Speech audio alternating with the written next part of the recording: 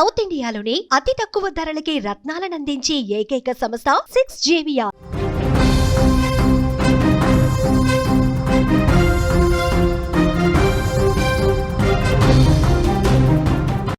నిజామాబాద్లో సంచలనం సృష్టించిన కానిస్టేబుల్ ప్రమోద్ కుమార్ హత్య కేసు నిందితుడు రౌడీ షీటర్ షేక్ రియాజ్ పోలీసుల ఎన్కౌంటర్లో హతమైన విషయం తెలిసిందే.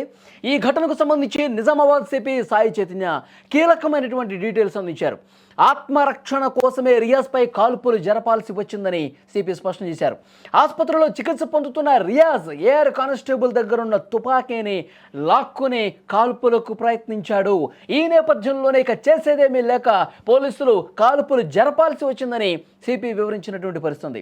ఈ ఘటన జరిగిన వెంటనే రియాజ్ ప్రాణాలు కోల్పోయాడు. అక్టోబర్ 17న నిజామాబాద్ సిసిఎస్ కానిస్టేబుల్ ప్రమోద్ కుమార్ని ఈ రౌడీ షీటర్ దారుణంగా కత్తితో పొడిచి చంపిన పరిస్థితి. అనేక కేసుల్లో నిందితుడైన రియాజ్ను అదుపులోకి తీసుకుని పోలీస్ స్టేషన్కు తరలిస్తున్న సమయంలో ప్రమోద్ మీద కత్తితో దాడి చేశాడు. ఈ దాడిలో తీవ్రంగా గాయపడ్డ కానిస్టేబుల్ ప్రమోద్ ఆసుపత్రిలో చికిత్స పొందుతూ కన్నుమూశారు. ఈ ఘటనను తెలంగాణ పోలీస్ శాఖ చాలా సీరియస్గా తీసుకుంది. పోలీసులు రంగంలోకి దిగి అక్టోబర్ 19న రియాజ్ను అరెస్ట్ చేశారు. నగర శివార్లోని ఒక పాత లారీ క్యాబిన్లో రియాజ్ దాక్కున్నట్లుగా తెలియడంతో అక్కడికి వెళ్ళి అదుపులోకి తీసుకున్నారు. అప్పటికే రియాజ్ అక్కడ వేరే వ్యక్తితో గొడవపడి గాయాల పాలైన పరిస్థితుంది. పోలీసులు అతన్ని నిజామాబాద్ ప్రభుత్వ ఆసుపత్రిలో చికిత్స నిమిత్తం చేర్పించిన పరిస్థితుంది. అసలు ఎన్కౌంటర్ జరిగే ముందు ఏం జరిగింది, ఎన్కౌంటర్ జరిగే కొద్ది నిమిషాల ముందు అసలు అక్కడ ఎలాంటి పరిస్థితులు ఉన్నాయో ఒక్కసారి మీకు ఎక్స్ప్లెయిన్ చేసే ప్రయత్నం చేస్తా. ఆసుపత్రిలో చికిత్స పొందుతున్న క్రమంలో అతడు తెలివిగా ప్రవర్తించాలని ప్రయత్నం చేశాడు. అక్కడి నుంచి తప్పించుకోవాలనే ప్రయత్నం చేసినట్టుగా మనకి సమాచారం వస్తుంది. వెంటనే అక్కడ పోలీసులు కూడా కాపలా ఉన్నారు. ఏఆర్ కానిస్టేబుల్తో పాటు మరికొంతమంది అక్కడ కాపలా ఉన్నారు. ఆ రియాజ్ ఎటు తప్పించుకోకుండా ఉండేందుకు అతనికి చికిత్స అందిస్తున్నారు కాబట్టి. అయితే ఈ రియాజు నేను బాత్రూమ్కి వెళ్ళాలి అని చెప్పి పర్మిషన్ అడిగినటువంటి పరిస్థితుంది. సరే, బాత్రూమ్కి వెళ్ళే విధంగా అక్కడ అనుకూలంగా వాతావరణం కల్పించారు. అతడు బాత్రూమ్కి వెళ్ళి తిరిగి వచ్చే క్రమంలో తప్పించుకునే ప్రయత్నం చేశాడు. రియాజు అక్కడ ఉన్నటువంటి గది అద్దాలు పగలగొట్టే ప్రయత్నం చేశాడు. వెంటనే దీన్ని గమనించినటువంటి ఎయిర్ కానిస్టేబుల్ అక్కడికి వెళ్ళి చూశాడు. అద్దం పగలగొట్టుంది. దాంతోపాటు ఇతను తప్పించుకునే ప్రయత్నం చేస్తున్నాడు. వెంటనే ఎయిర్ కానిస్టేబుల్ అతన్ని ఆపే ప్రయత్నం చేశాడు. అతన్ని తప్పించుకోకుండా పెనుగులాట జరిగింది. ఈ సమయంలోనే ఆ ఎయిర్ కానిస్టేబుల్ దగ్గర ఉన్నటువంటి గన్ను తీసుకుని ఆ కానిస్టేబుల్ మీదే మళ్ళీ కాల్పులకు దిగేటువంటి ప్రయత్నం చేశాడు. వెంటనే అలర్ట్ అయినటువంటి ఆ ఎయిర్ కానిస్టేబుల్ మళ్ళీ అక్కడ చుట్టూ ఉన్నటువంటి కొంత పోలీసులు ఇక అతడు గన్ చేతిలో ఉంది కాబట్టి ఏ క్షణమైనా సరే పోలీసుల మీద కాల్పులు జరుపుతాడన్న ఉద్దేశంతో మిగతా పోలీసులు అతన్ని కాల్ చేసినటువంటి పరిస్థితి. అంటే పోలీసులు తమ ప్రాణ రక్షణలో భాగంగా రౌడీ షీటర్ రియాజ్ను కాల్చి చంపినటువంటి పరిస్థితి. రియాజ్ అనే రౌడీ షీటర్ ఎంత దుర్మార్గుడో చూడండి, ఎంత దుర్మార్గంగా. ఇప్పటికే అతని మీద 40 కేసులు ఉన్నాయి. బైక్ దొంగతనాలు కావచ్చు, వేరే వాళ్ళ మీద దాడి చేసినటువంటి కేసులు కావచ్చు, బెదిరింపులు కావచ్చు, ఇలా చాలా దుర్మార్గమైనటువంటి రౌడీ షీటర్. 40 కేసులు ఉన్నాయంటే అతని ట్రాక్ రికార్డు ఎంత భయంకరంగా ఉందో అర్థమవుతుంది. ఎంత కరుడు కట్టినటువంటి నేరాలు చేసినటువంటి నేరస్తుడిగా పేరుందో అర్థమవుతుంది. అతడు ముందుగా ఆ కానిస్టేబుల్ ప్రమోద్ కుమార్ని చంపేసి కత్తితో పొడిచి చంపేసి పారిపోయే క్రమంలో కూడా అది నిజామాబాదు దాటిపోలేదండి, ఇక్కడే ఉన్నాడు. ముందు అనుకున్నారు మహారాష్ట్రలో ఇంకొక స్టేట్కే వెళ్ళిపోయి ఉంటాడు అని చెప్పి 9 పోలీసు బృందాలు గాలించిన పరిస్థితుంది. కానీ నిజామాబాద్ ఆ సరౌండింగ్స్లోనే ఉన్నాడని చెప్పి భావించి డ్రోన్ కెమెరాలతో అతన్ని పట్టుకునే ప్రయత్నం చేశారు. ఒక కెనాల్ దగ్గర అతను కనిపిస్తే అతన్ని పట్టుకునే క్రమంలో తప్పించుకుని కెనాల్లో దూకి అక్కడి నుంచి పోలీసులకు దూరంగా వెళ్ళిపోయిన పరిస్థితుంది.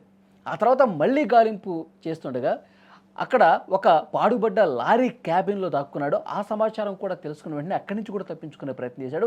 అక్కడ ఉన్నటువంటి ఒక స్థానికుడు పోలీసులకి సహకరించాలన్న ఉద్దేశంతో ఆ రియాజ్ను పట్టుకునే ప్రయత్నం చేస్తే అతన్ని కూడా గాయపరిచినటువంటి పరిస్థితి, తీవ్ర గాయాలయ్యాయి.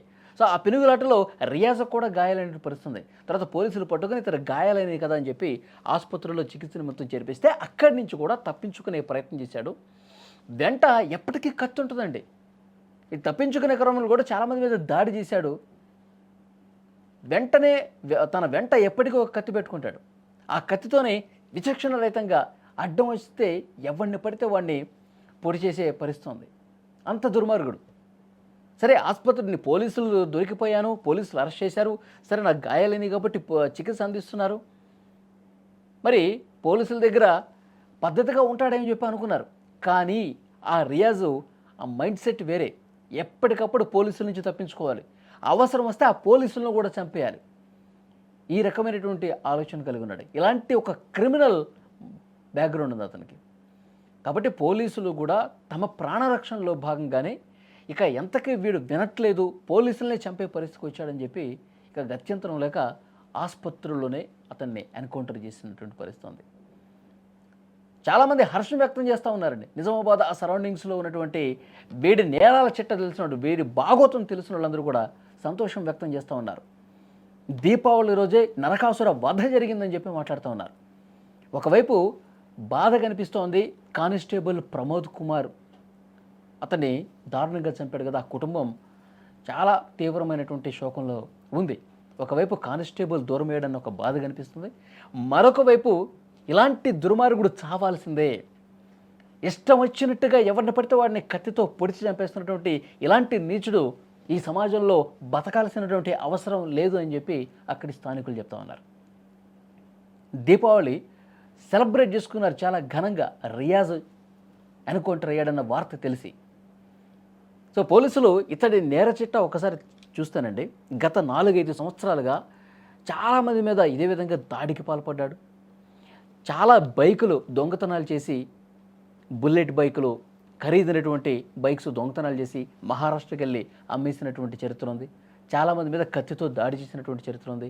చాలామంది అమ్మాయిలతో మిస్బిహేవ్ చేసినటువంటి చరిత్ర ఉంది. సో డెఫినెట్గా ఇవన్నీ కేసులు 40 ఉన్నాయి. కొన్నిసార్లు జైలుకి వెళ్ళటం, మళ్ళీ బెయిల్ మీద ఏదో రకంగా బయటికి రావటం, మళ్ళీ ఇదే విధంగా నేరాలు చేసేటువంటి పరిస్థితి ఉంది.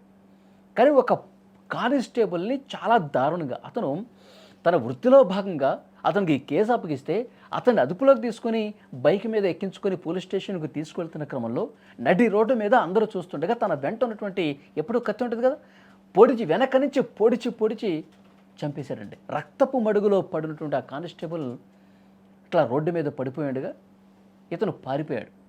ఇతను కానిస్టేబుల్ ప్రమోద్ కుమార్ని ఆసుపత్రికి తీసుకెళ్లే లోపే అతను చనిపోయినటువంటి పరిస్థితి ఉంది. ఎంత దుర్మార్గం చూడండి, ఎంత దారుణం చూడండి. అంటే పోలీసులు అంటే కనీసం భయం లేదు, 1% కూడా భయం లేనటువంటి పరిస్థితి. పోలీసుల్ని చంపే పరిస్థితికి వచ్చాడంటే వీడంతా కరుడు కట్టినటువంటి నేరస్తుడు అనేది అర్థమవుతుంది. సరే పారిపోయినప్పుడు పోలీసులు పట్టుకునే టైంలో కూడా పోలీసుల మీద దాడి చేశాడు. ఆసుపత్రిలో చికిత్స పొందుతున్నప్పుడు మళ్ళీ పోలీసుల దగ్గర గన్ లాక్కుని పోలీసుల్ని కాల్చే ప్రయత్నం చేశాడు. అంటే నా దగ్గర ఆయుధం ఉంటే ఎవడైనా సరే నాకు భయపడాల్సిందే, నేను ఎవరినైనా పొడి చేస్తాను, ఎవరినైనా పేల్చి చంపేస్తాను, ఇలాంటి ఒక క్రిమినల్ మైండ్ సెట్ ఉంది కాబట్టి పోలీసులు వీడి భరతం పట్టినటువంటి పరిస్థితి ఉంది. అక్కడికి వీడిని కఠినంగా ప్రాణాలతోనే శిక్షించాలనుకున్నారు, ప్రయత్నం చేశారు.